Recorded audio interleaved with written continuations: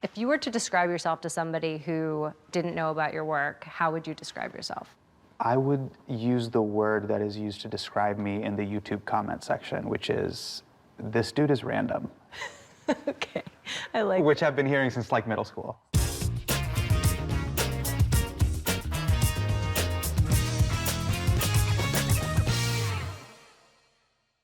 Come in. Hi. Hi. Hey, Sophie. How are you? How are you? Nice to see meet you. Thanks for having me. Thank you so much for doing this. Look at this beautiful space. Thank you for being here.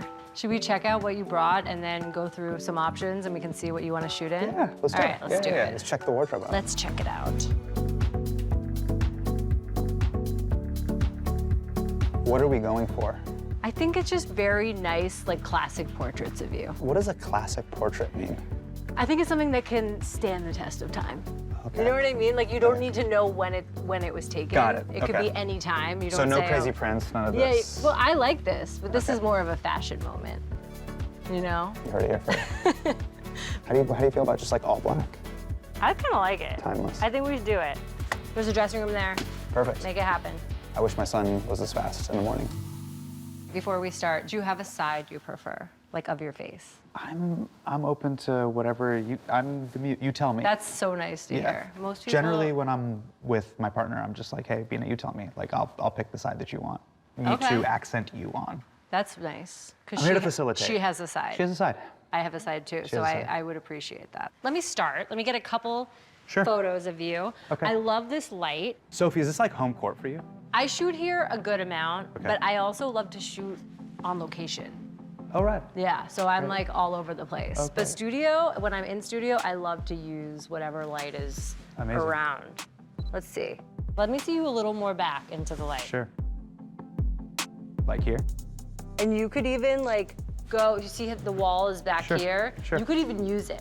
Okay. Like if you Sure, want I to can sort walk of, to yeah. it, I can walk to you. Yeah, exactly. I like the thing you did with your foot. Okay. Yeah. I like it. That's really nice right there. So how does one become a comedian? You have to have a pretty hyperactive mind. What does that mean? The comedians that I know are very perceptive. So they're able to spot what is like strange or weird about a particular situation, which Yeah. is just like, okay, something is off, which makes that funny. You could be hanging out at like an airport terminal or a coffee shop and just, you have this, I don't know, like a very porous personality where you're sensitive to the world and you see the joke photons everywhere. Can I drink an espresso? May I? Or is that, Yeah, is that please. Okay, thank you. Cheers. This is my type of photo. Please, this is like my happiest time of the day. This is gonna be my favorite shot. Brought to you by I know Sneak. that's really random. But you like random, so we're in business. I mean, that's how people describe me. How did you know you could do it professionally? Like, was there a moment that you realized, oh, I'm really good at this? I didn't know I could do it professionally until I started doing it in college. As a kid, I saw it on TV, but it just felt, I grew up in Northern California, it felt a million miles away. It wasn't until college that I went to like my first comedy club and I slowly understood what it was. I was like, okay, so they come in to this like dingy room that otherwise is like kind of like a glorified Chili's or macaroni grill. They paid for 2 drinks and then just a comedian, this performer, who's basically slightly above a clown but below a magician, gets on stage and then just impromptu goes for like 10 minutes, 15 minutes, 30 minutes, or an hour, entertains the whole room, and that's like a business. And then everyone just goes back to their homes. I had no idea this thing existed. It was a life-changing thing. See, you're so natural now. I love it. I'm in the moment. All right, let's take a break. Great. I have some rapid fire questions for you. Okay. Are you ready? I guess I have to be. Sophie, I have to be. This is portrait mode. This is Hasan Minhaj interviewing Sophie Elgort. Here we go. 3, 2, 1, and sound speed. Rapid fire, ready? Locked in. Last person you texted. My wife. Worst person. Worst person you do. Wait, that's Sophie. That's That was you? not right. This is your. Okay. What a Freudian slip. Worst advice you've ever received. Be yourself. Something that you've changed your mind about. Cold soup isn't that bad. Gazpacho? I used to think it was the worst. Gazpacho was actually decent. Ceviche is beautiful. It's a wonderful dish. I used to think cold soup was the worst. I've changed my mind. What's your pre-show ritual? I drink an espresso. The thing people assume about you that's usually wrong. That I'm always happy. Question you're tired of being asked. Tell me a joke right now. Something that still makes you nervous. I was at meeting people for the first time. I think it's a lot. I have that too. There's a lot of expectation on it. It's intense. Something from your career you still think about. My first open mic. Thing that you're most proud of. My children, my family. Okay, now we're gonna do this or that. Let's do it. Rehearsed or improvised? Improvised. Watching comedy or watching drama? Watching drama. Reading the comments or ignoring them? Ignoring them. Morning person or night owl? For sure, night owl, but I have to be a morning person now, unfortunately. I understand that. Yeah. Writing or performing? Performing. Big laugh or slow burn? Slow burn. Air Jordans or Air Force Ones? Air Jordans. LeBron James or Steph Curry? LeBron. Slam dunk or three-pointer? I wish I could slam dunk. So it's slam dunk. Jon Stewart or Trevor Noah? Oh my God, both. They're the both. They're the best. They're both the best. I love you both. That's it. That's it. Yay, thank you. You write your sets. Yeah. Do you like writing it better or performing it?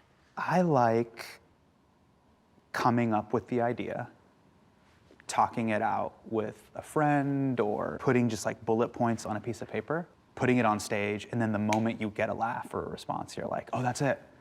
And for me, comedy was always this way to make sense of a chaotic world that didn't make sense. It gave me a sense of control in a world that I didn't have control over. Making people laugh, is it something that makes it easier for them to hear something that might be true? Totally.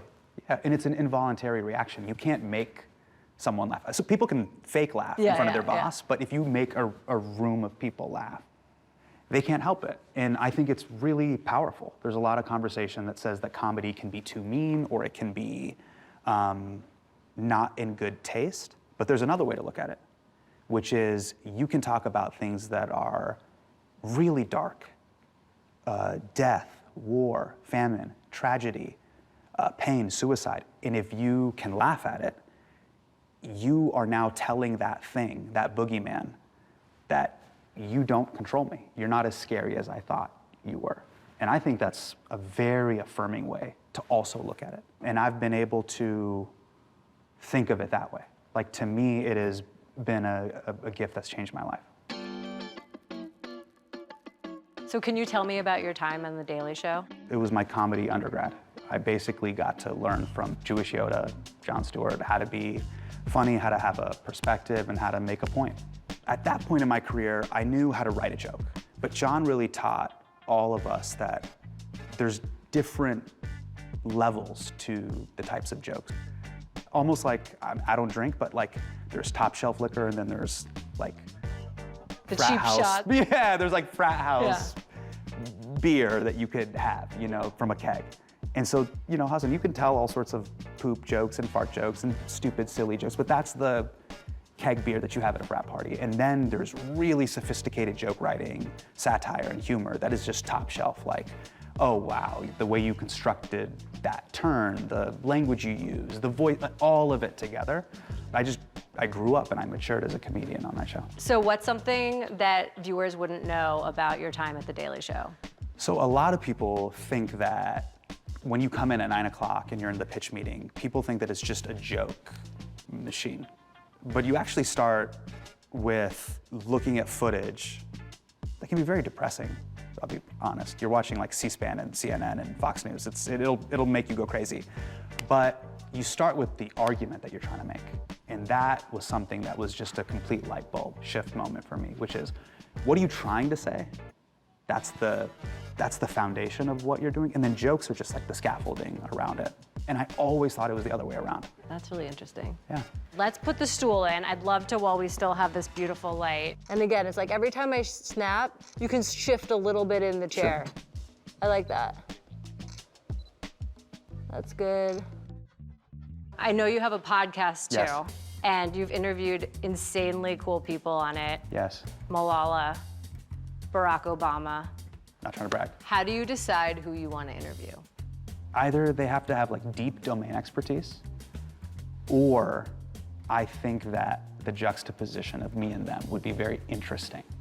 So 40-year-old married man, father of two, talking to a 13-year-old boy about male loneliness, friendship, and then of course fractals and the coastline paradox. Like, to me, that's very funny. Is there anyone on your dream list to interview? Muhammad Ali would be someone that I would have loved to interview. Who he was as a civil rights activist, as a performer, what he stood for. He was so many things. He's really interesting to me because when he was alive and they took away his titles, he was lambasted in the media, in the press. He was not loved the way we love him and revere him now. And I think it would be so cool to talk to someone like him now. And so he was like massively inspirational to me as a comedian. I would say somewhere between Muhammad Ali and Bugs Bunny. Those are two people I'd love to interview. Icon. Iconic comedian. What a great sound. It is a good sound. Those are great. You don't really hear that anymore. And You think you like that sound? Listen to this sound. get my mic next to it. Yeah? That's great. I know you brought a photo Yes. from your childhood. Yes. And we're gonna recreate it. Tell me about the story behind the photo and why did you choose this one? So the year is either 1993 or 1994. I'm somewhere between 8 or 9 years old. This is me, that's me. This is my younger sister, Aisha. Sometimes my parents would take us to toy stores. My parents would let us play with toys in the toy store and we get super excited and I'd be like, oh my God, can we get this toy? And my parents would be like, no, but you can take a picture with it. It'll last longer. So we have a photo album of all these toys that we never got. And this photo is just a perfect summation of what comedy is. Like the fact that my parents brought young children to toy stores and just had them take photographs with it because a picture would last longer. Is that incredibly painful or hilarious? And I would say it's both. Bring it. Bring it. Okay, you have it in your right hand. Yes. Your other hand is kind of up. Here. Yep. So that's what we need to do. Sure. Hold I wish on, I could it's a time little... travel. Will you move back a little And bit, please? go meet 8-year-old Hasan. Be like, you will own this one day. This will all be yours one day. Okay, hold it. And then let me do it on film. Take yourself back to the moment.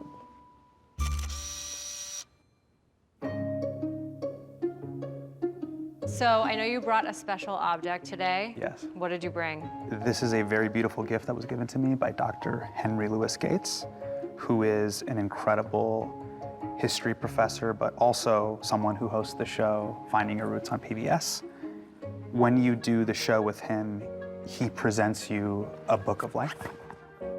So beautiful. And this is the collection of my family's story going back several generations. Amazing. And as a child of immigrants, this is something we oftentimes don't have access to. It just means the world to me. Probably the most moving thing is the story of my grandmother. Going on the show, I learned that she was not raised by her biological parents. She was raised by her maternal aunt and uncle, and she had to live in British civil lines, which was basically pre-independent India. There were sections that were similar to what was modern America Jim Crow, where Indians were allowed to live and then Britishers lived. She was able to access British schools through her caregivers, and learning about her strength and resilience was really powerful to me. This woman who raised me and my younger sister and would give us chicken nuggets and hot dogs after school was also this incredibly resilient person who was just an incredible human being. And she has now passed, but I think about her resilience and that she lives inside of me. This is my Nani, who I love. I love her very dearly and I miss her a lot.